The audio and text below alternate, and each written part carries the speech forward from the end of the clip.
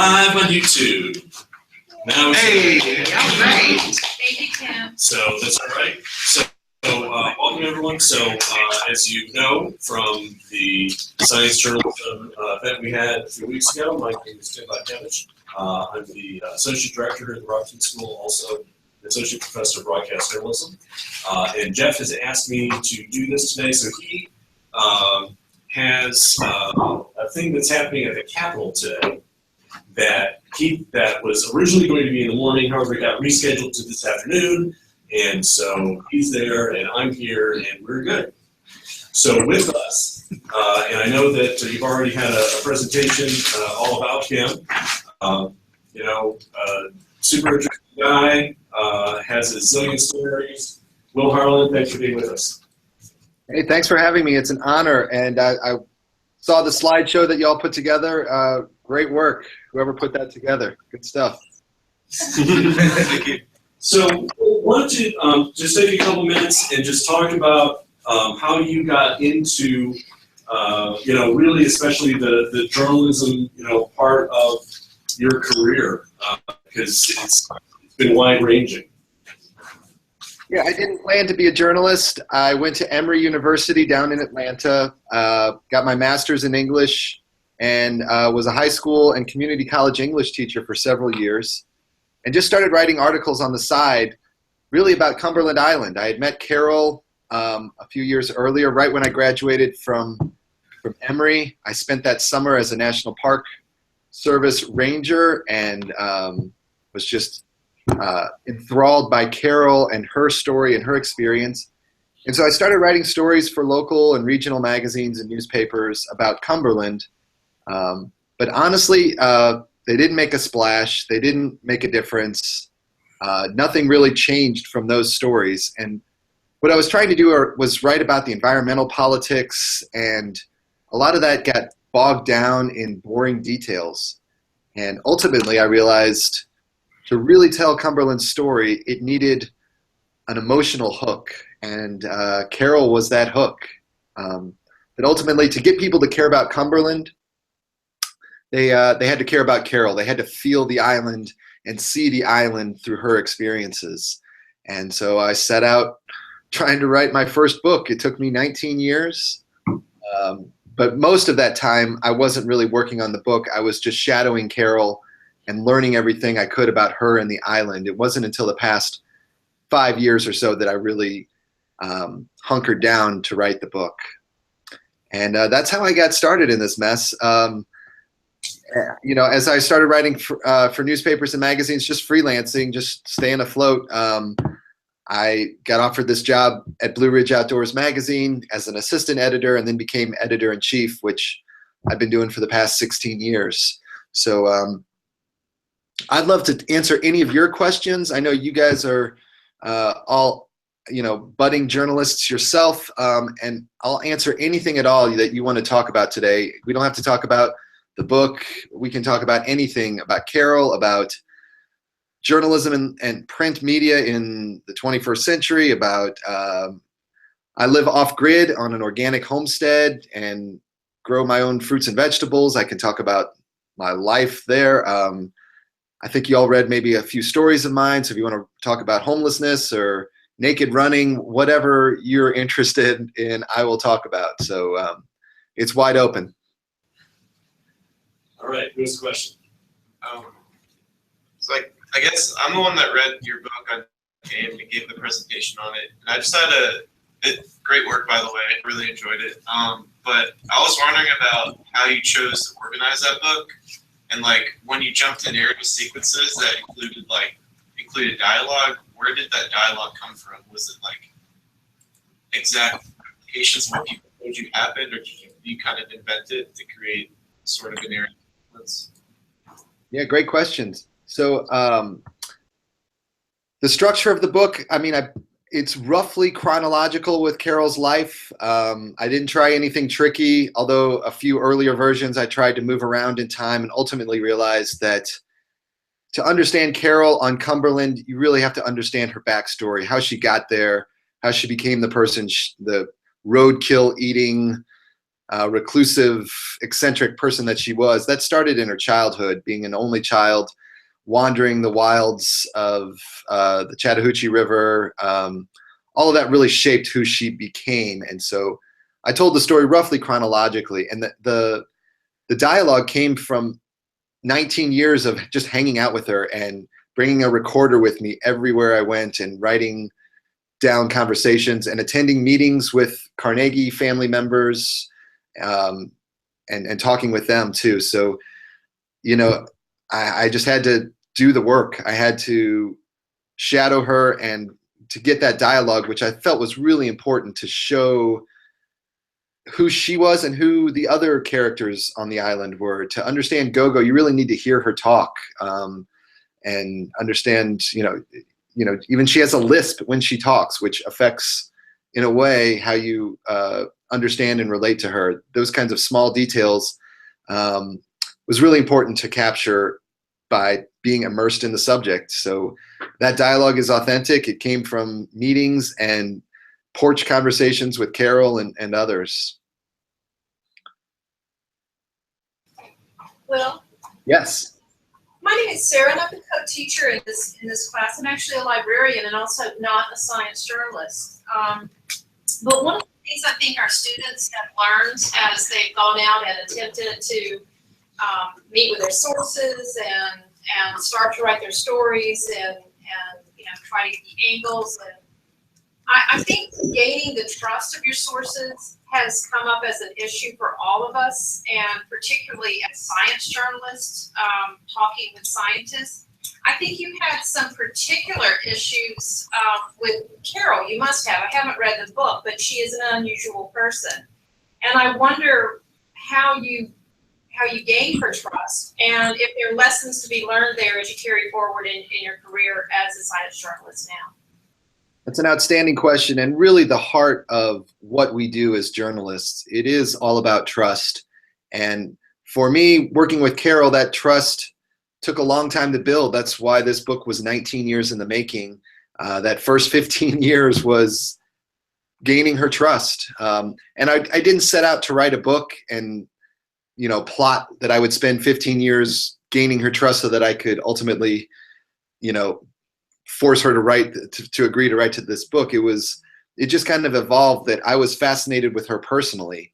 And, the whole idea of objectivity, we're truth tellers, journalists, but it's okay to get involved with your subjects. That's the only way they're going to trust you, is if they can relate to you as people and not just as hard-nosed journalists. You can still do your job and have a few drinks with your subject on the porch, because that's how Carol ultimately gained her trust, was just hanging out with her on her terms, talking about the issues that mattered to her. It takes a long time. It's not something you can just drop by someone's office and expect for them to trust you and tell you their life story or tell, about the secrets of their research. That just takes time. That there's no secret to it. It's just time and energy and a willingness to be vulnerable yourself. I had to be a human being and not just a journalist for Carol to really trust me and invite me into her life and allow me to shadow her at funerals and meetings and things with her parents. For your subjects to open up, you have to open up also. And that's sometimes hard for us as journalists, but I think it's really important for us to step out of that mold that we think we have to fit into as journalists and just be human beings talking with other human beings and trying to tell their stories. And you would give that advice for the journalist who maybe plans just to meet with a source one time. Right. And so I'm talking about, a subject like a book-length subject is going to require a little bit more investment, both from a time perspective and just a personal investment, I think. But for a story that you're working on for a newspaper or magazine that has a 1-week deadline, you're not going to have that time or that luxury. But I still think some of the same rules apply.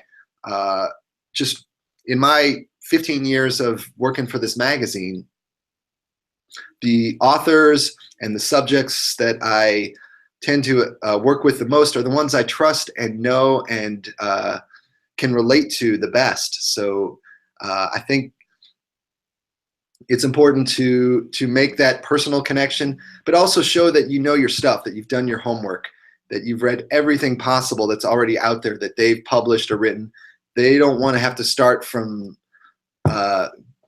the very beginning. And most of your subjects will expect that you have a background familiarity with their work.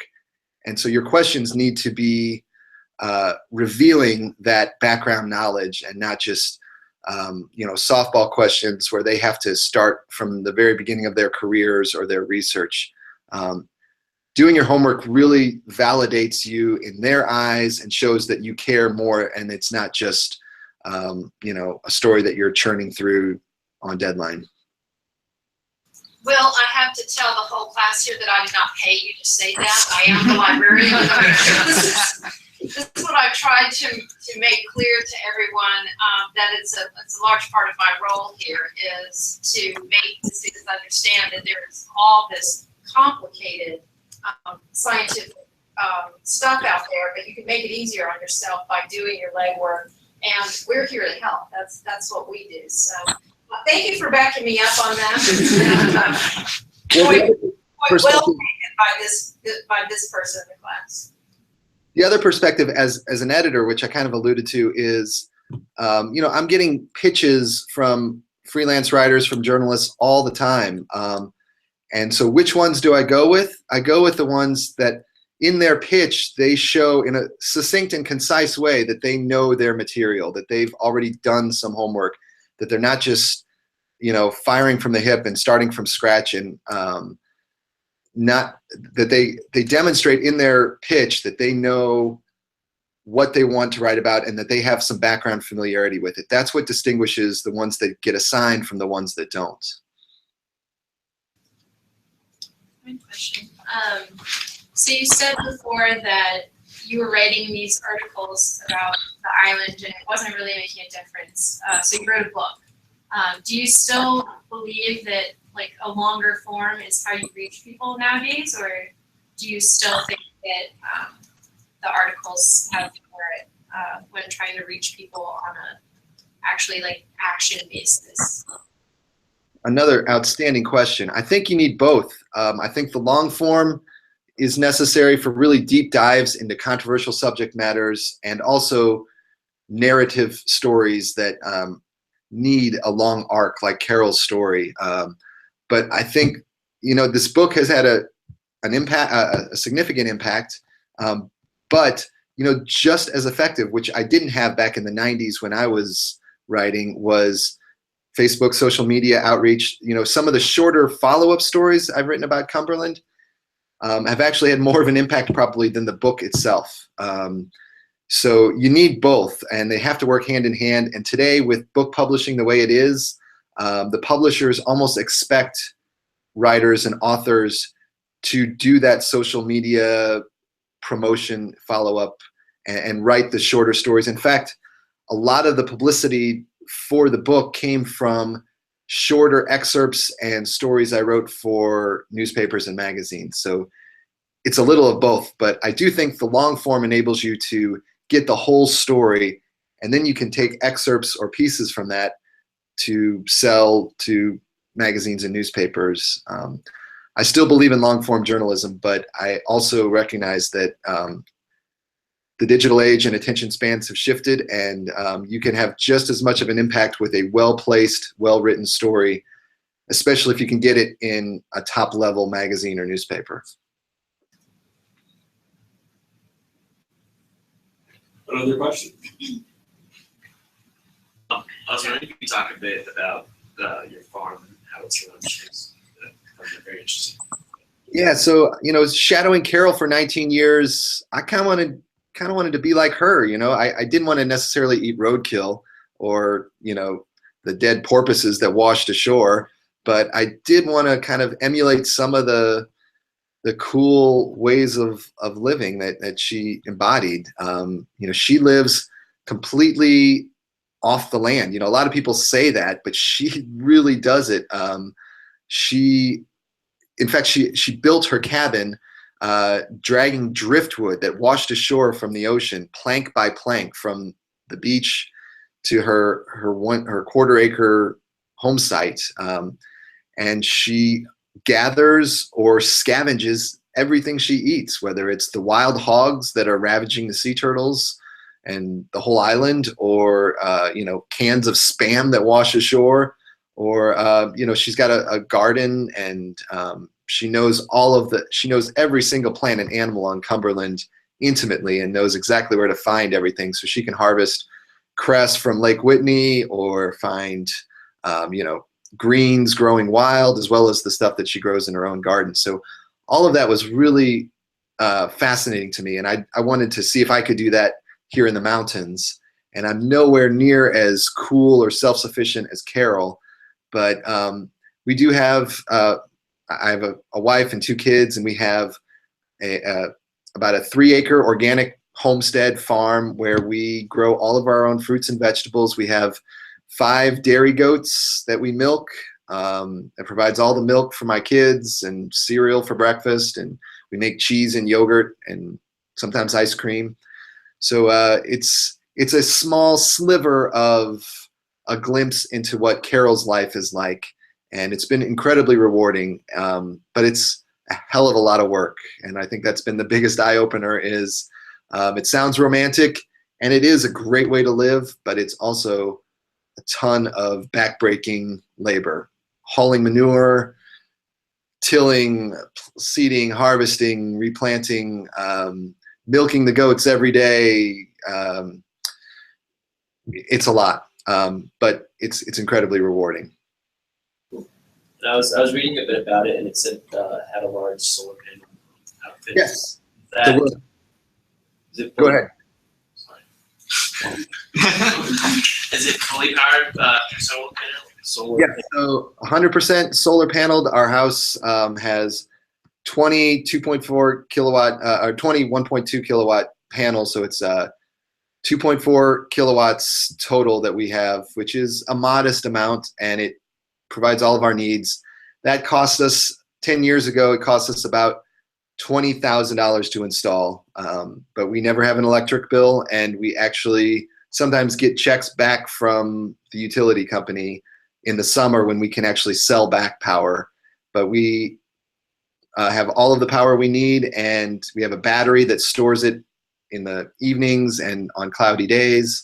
Occasionally, when my wife's in-laws visit and they want to use their hair dryers and more electric intensive things, we will have to connect to the grid just for their sake. But for 99% of the time, my family lives completely off grid, and that provides all the electricity and the heat as well. We have radiant floor heat, which we have 4 panels that heat basically antifreeze that gets pumped through our concrete floors, and that heats the whole house, and that provides most of our heat. And then we also have a wood stove that provides supplemental heat. And during the winter months, what changes? So we have to be a lot more diligent about turning off lights, especially my 8-year-old and 2-year-old sons. We have to go to bed at an early hour because the longer we're up, the more energy we're using. We don't have a dryer. We don't have, so we dry all of our clothes on clotheslines or on clothes racks. But aside from those small sacrifices, it's totally doable. It's not that much of a sacrifice. We go to work, we live and look just like normal people. It's not a huge sacrifice. And aside from the upfront investment, anyone can do it, and it ultimately pays itself off. And the price of solar has dropped dramatically since we installed our panels, and will, I think, continue to drop. So it's becoming more and more affordable and realistic for folks. Really, though, living in Appalachia, I was writing stories about coal, and I wanted to be part of the solution, and so it was a stretch for us financially, but we felt just we had to try it, just so we were actually walking the talk. And so that's been personally rewarding, not from a self-superiority standpoint, but just to feel like we aren't in our daily lives constantly consuming and causing the pollution and destruction of our mountains. We wanted to try to be part of the solution, but there's ways to do it beyond solar power, but I do think renewable energy is a key component for the future of this region. Kirby, did you have a question? Yeah, I'm just curious how you feel as somebody in a profession that I guess is very much in contrast to the way you live on the grid. Journalism itself is what's going on in the world outside you, what's going on in the social media.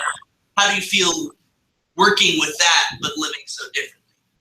Yeah, it's a great contrast, and we still are, even though we're off the grid electrically, we still have high-speed internet and laptop computers, so it's not an either or necessarily, but it is nice to be able to unplug and sit beside a creek after a day of being bombarded by social media demands and the daily pressures of writing. So I think it's actually a pretty healthy balance. Not everyone has to get off grid, but I do think, especially journalists, we need time to unplug and unwind and collect ourselves, because we can get so scattered and spread thin with all of the demands that are placed on us. So I encourage you. I mean, the number one thing that takes down journalists is burnout. I mean, and low pay, but I think you got to take care of yourselves. You got to stay healthy. You got to go for mind-clearing hikes or runs or walks in the woods.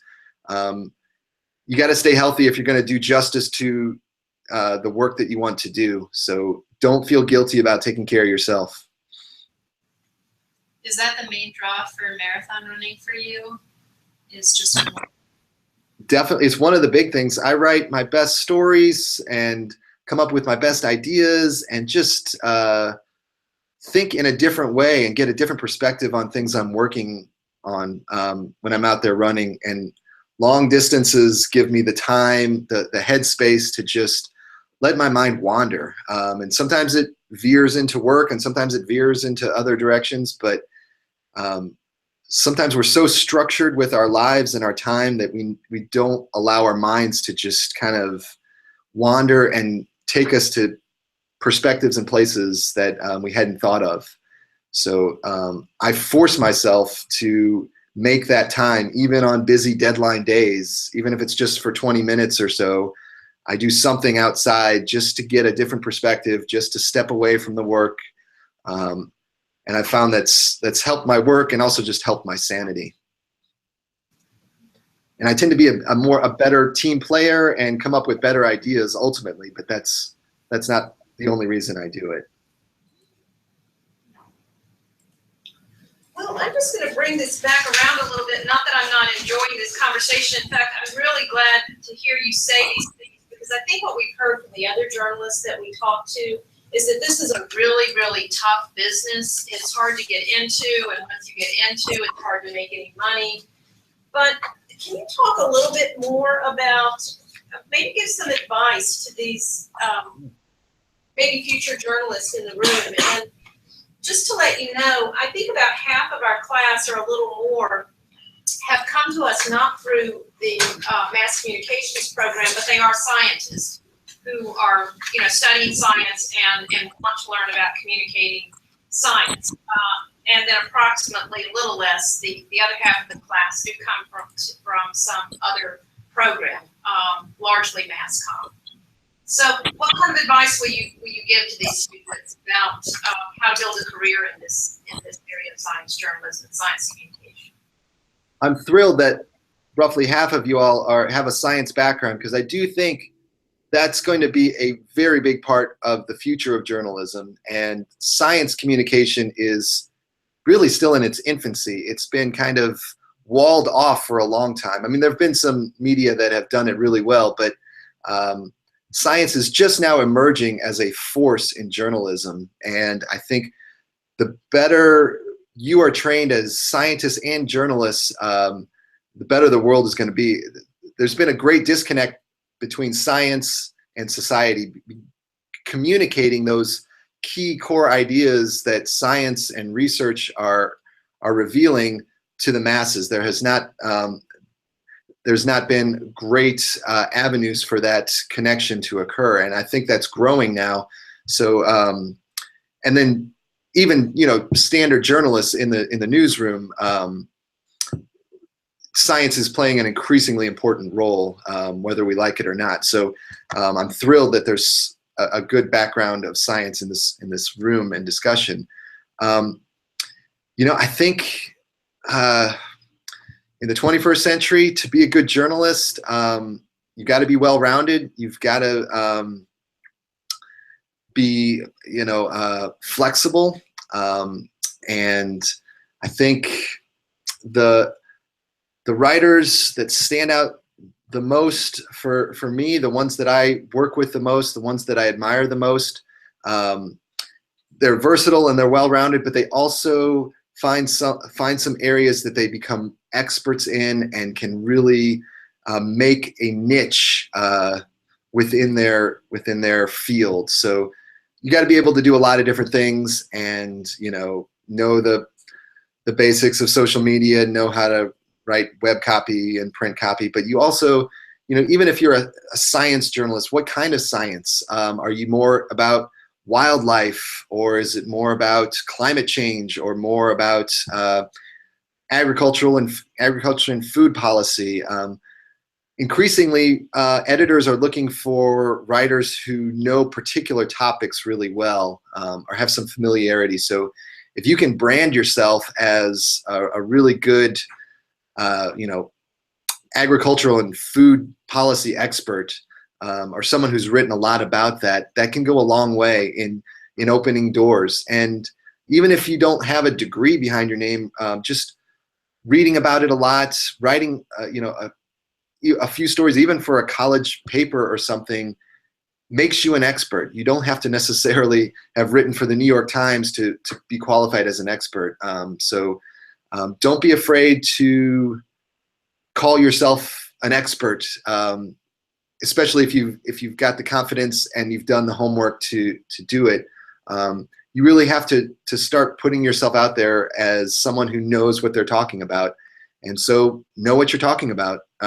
Talk to professors and scientists and researchers and learn as much as you can for stories. Even if it's not going to go into the story, just get that background and make those connections with those key experts.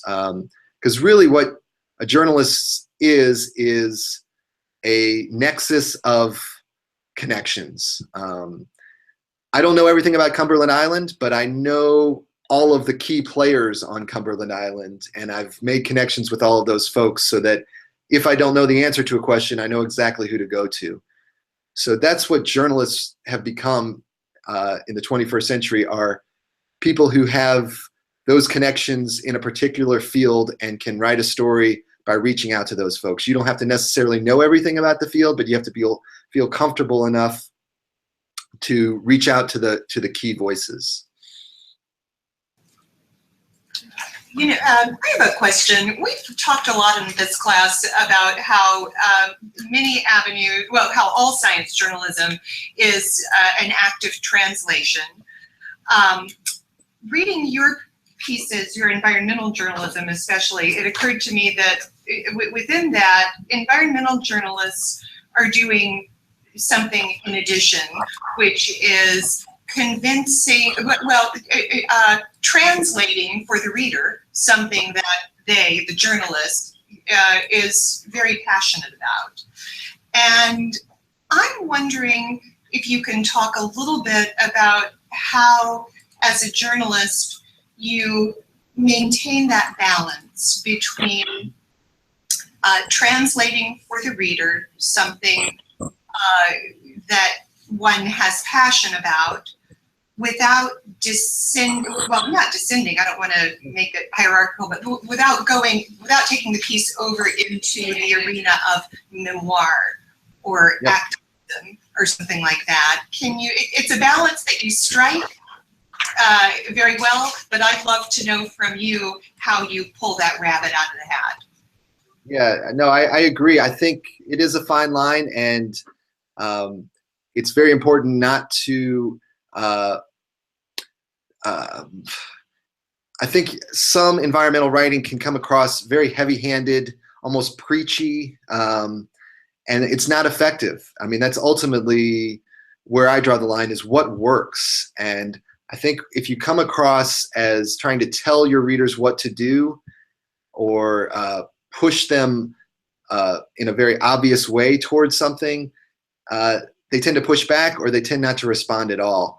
I think it's a subtle art where you are taking the reader toward a conclusion, but not necessarily explicitly drawing the conclusion for them. And I also like to do it through the voices of other people. Maybe I feel very strongly that mountaintop removal mining should not be allowed in Appalachia, but I, as the writer, don't necessarily need to say that, but I can have my voices and experts in the story whom I select come out and say that.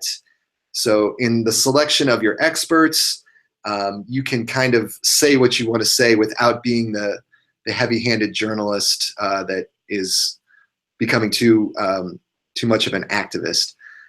I mean, ultimately, it's even the selection of your story topics. I mean, just the topic alone can be activist or can advocate without having a single bit of that in the actual story. It's the questions you decide to tackle and how you shape those questions that really can make them compelling stories. And in the case of this book, for example, I told Carol's story and let Carol be the activist. And I sat back and I presented the island residence side, and I tried to make it balanced and well-rounded, but clearly I gave most of the space in the book to Carol's story, and so the reader was just naturally drawn to her side of things.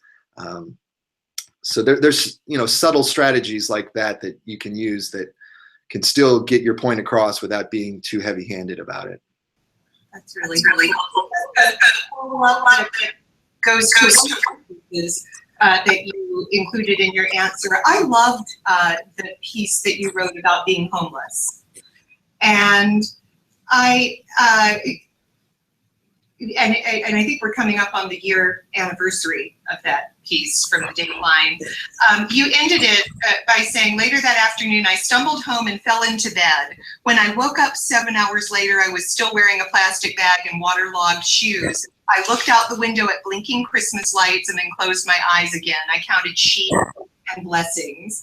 And that, I think that exemplifies what you said about taking the reader to a conclusion, but not drawing the conclusion for them heavy-handedly. My question for you is, I don't really know how anybody could go through that experience and not be fundamentally changed by it. And the piece ends with the end of your excursion into homelessness. Could you talk about how you were changed as a journalist or as a science journalist by that experience? What was the long-term transformation, if any? Yeah, there's been a lot, but this is, for me, why I do journalism, is to do things like this. I mean, what really are we doing as journalists? We're stepping inside the shoes and the lives of other people. We get to be other people or experience conflicts or see that no one else gets to see, and then we get to translate that with others. So it's a rewarding part of the job for me, is to get to step inside the shoes and lives of others, even homeless people. And it was miserable, let me tell you. It was, which, I expected to some degree, but I didn't expect sleep deprivation, for example. I didn't sleep a wink in the shelters because people are snoring, people are talking, the thin little pad that you're given is covered in fleas and all sorts of biting insects, and it smells. So not much sleep going on. There was a knife fight one night. So just the sleep deprivation, I was a zombie walking around during the day, and I was, taking naps. I understood now why people take naps on benches in the middle of the park. You're so tired from the night before, or, the week of sleepless nights that you're just constantly tired. So just figuring that into the equation of, okay, how do I apply for a job when I haven't shaved, when I smell, and I'm normally a hygienic person, but I didn't have the money to, buy a shaving kit or deodorant. I was only eating once or twice a day because I wasn't very good at begging for money. So just the logistics of homelessness was brought home to me that I hadn't considered fully. And, I saw the other side too. I mean, there were people that, were drunk and were violent and belligerent and, gave the other homeless people who had just fallen on hard times or bad luck, gave them kind of a bad name. So, that was frustrating when I was trying to get money and these same people were making me look bad. So I saw the full spectrum of homelessness. And but for me, what brought it home was, the most constant thing hurled at me was, aside from, beer cans, was get a effing job, and I wanted to get a job. I mean, that was kind of the plan of this project was, okay, could I go homeless and find some work and make enough money to make it work? And no one would hire me. And I'm a well-spoken, educated guy, a white guy, and still they wouldn't hire me for all sorts of reasons. I mean, aside from the hygienic ones, there's all sorts of laws. Like I tried to apply to the local grocery store just to, stock stuff in the back, or, dishwasher, and they all had strict hiring requirements. And so, I had to have a permanent address. And when you're homeless, you don't have a permanent address. You can't fill out a job application without a permanent address. So it's just a vicious cycle. And so for me, it brought home how important it is for things like affordable housing, so people have a permanent address, or at least an address they can list on an application, how public transit, how all of these things, these seemingly disparate problems are interwoven. And so, it's made me a more compassionate person. It's made me more involved in, affordable housing and homelessness issues, just personally. And it's, I guess, I work for an outdoor magazine and we write about these amazing elite athletes, but to me, the most inspiring outdoor athletes are the dudes that are sleeping under the bridge every night. I mean, that is the ultimate endurance feat, is to live on the streets in sub-zero temperatures, and you're dealing with wildlife, you're dealing with rats and rodents crawling out of the river. They're the real outdoor folks that we don't necessarily write about in our magazine, but that I have just as much respect for, probably more. Thank you. It's a brilliant piece. Go ahead. You touched on this earlier about making connections with your readers. And so I'm one of the scientists turned journalists in this course. And we've had this discussion about how to talk about your topic without necessarily watering down your subject. So I'm just wondering how you're able to convey that information while still being able to tell the truth of what's there while still making it readable. I've submitted a few stories where Jeff goes, "This is great, but I need it in English." Yeah. So I'm just wondering how you tackle that. Yes. And when I first came out of college, this was the hardest lesson for me to learn, because it was almost unlearning everything I had learned.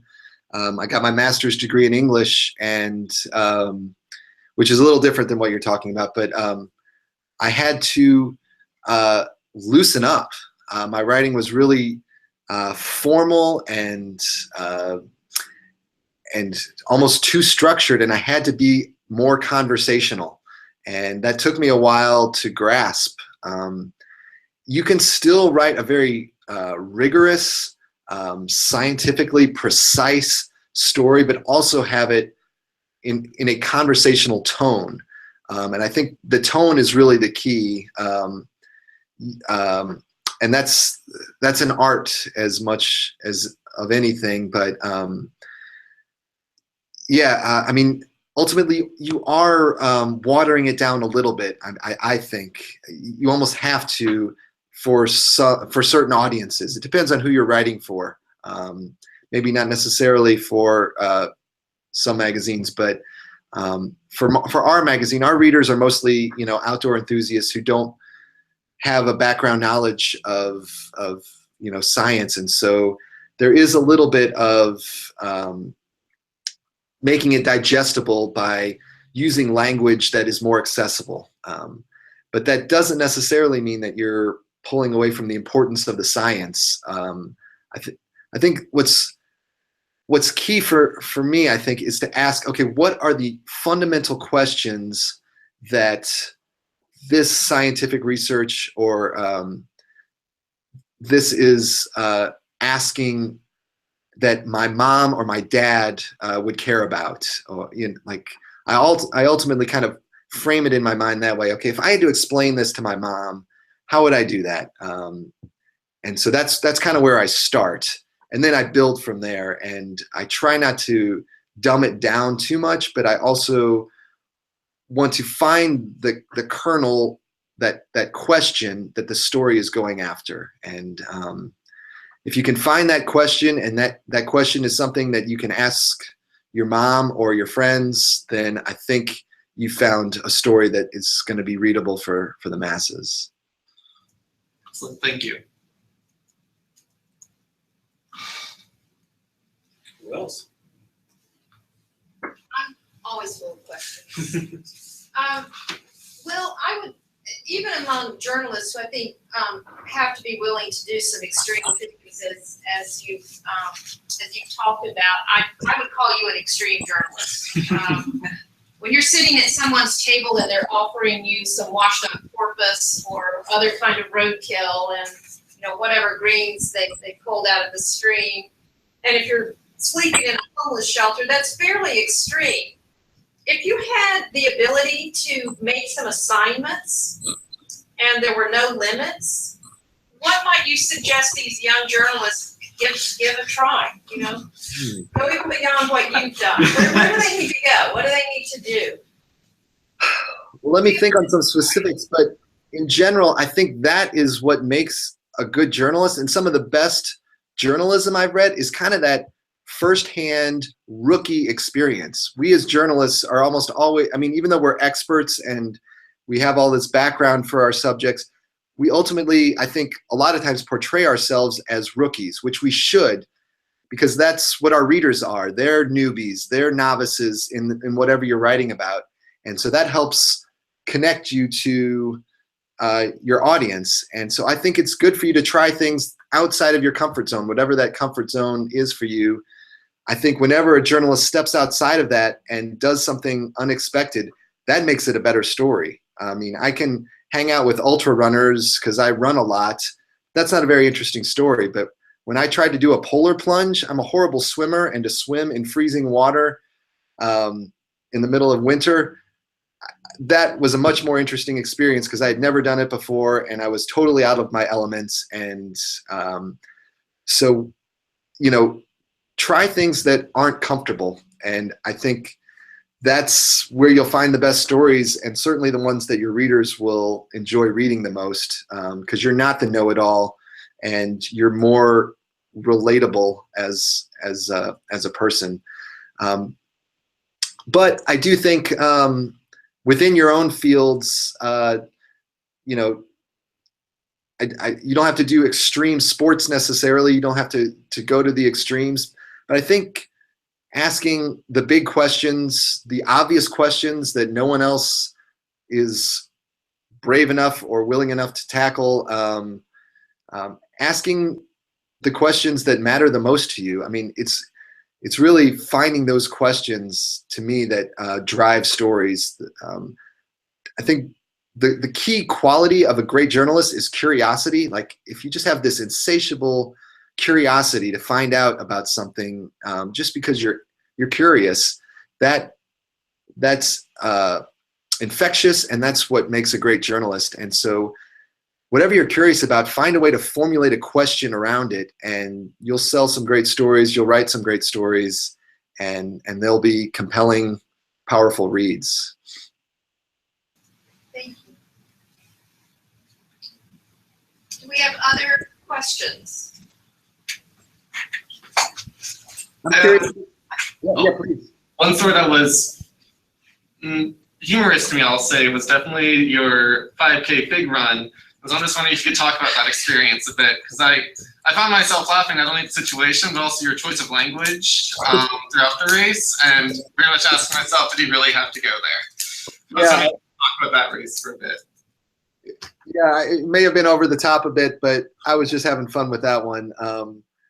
That was an example of me again, trying something, I'd written a lot about running, but I'd never done a naked run, and what the hell? Let's try it. And just the experience. I mean, the logistics of how do you physically run naked with body parts and limbs and things flapping and flopping. Those kinds of details you can't prepare for. You just have to experience, and that's what makes a great story real are those nitty-gritty details.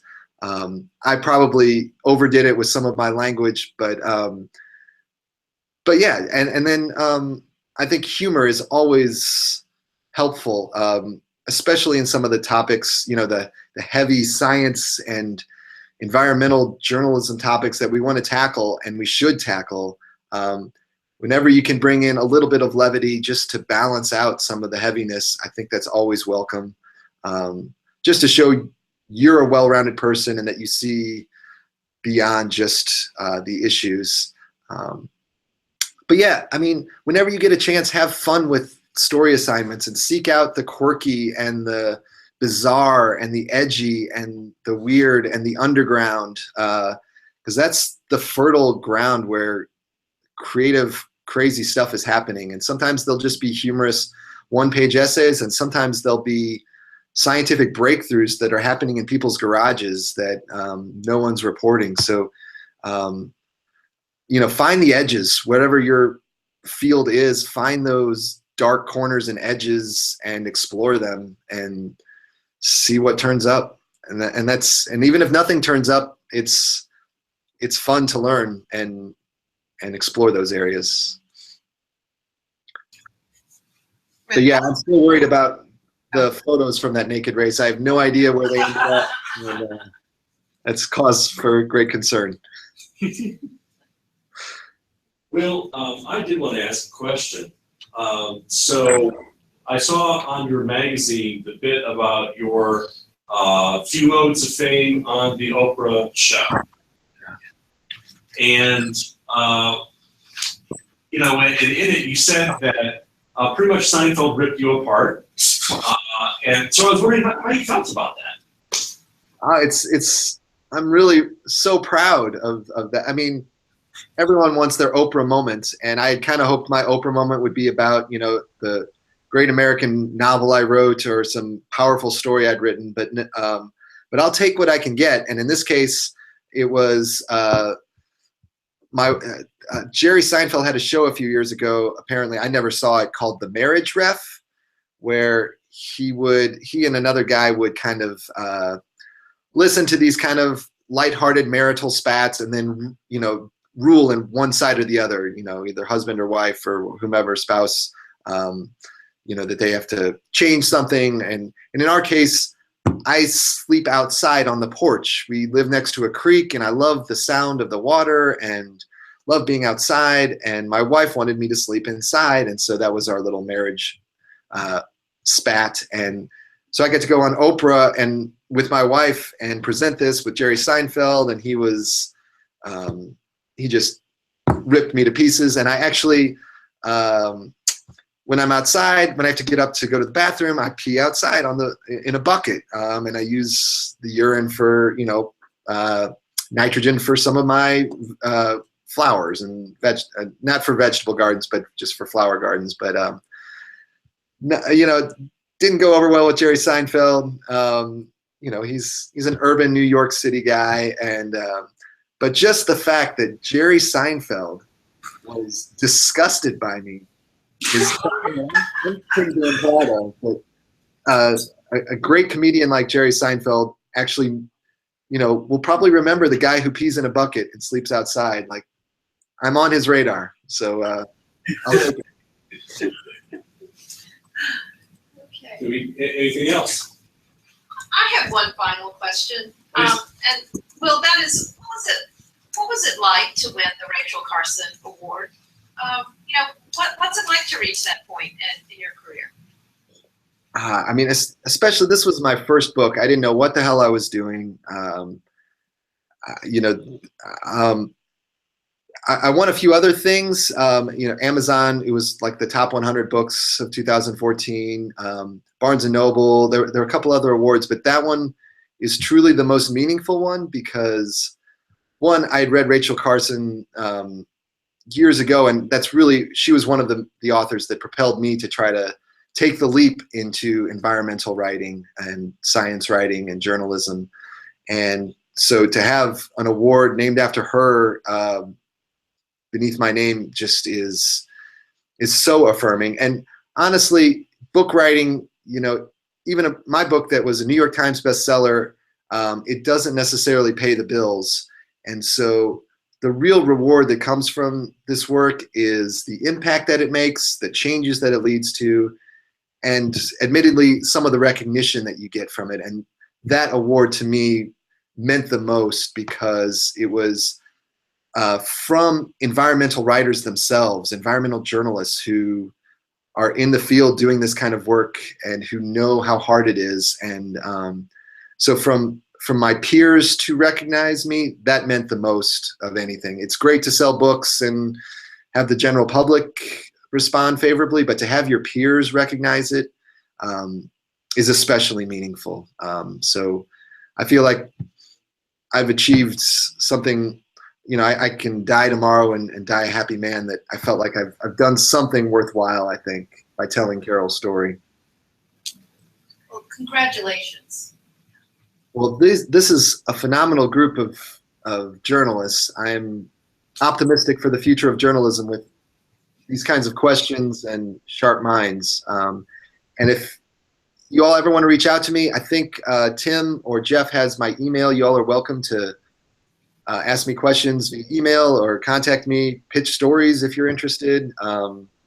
But feel free to contact me on your own if you have any follow-up questions or just want to chat.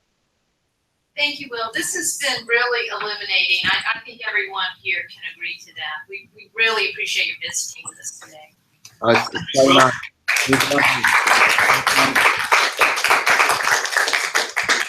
right, take care. Have a great day. All right, thanks. Thanks, Will. Bye.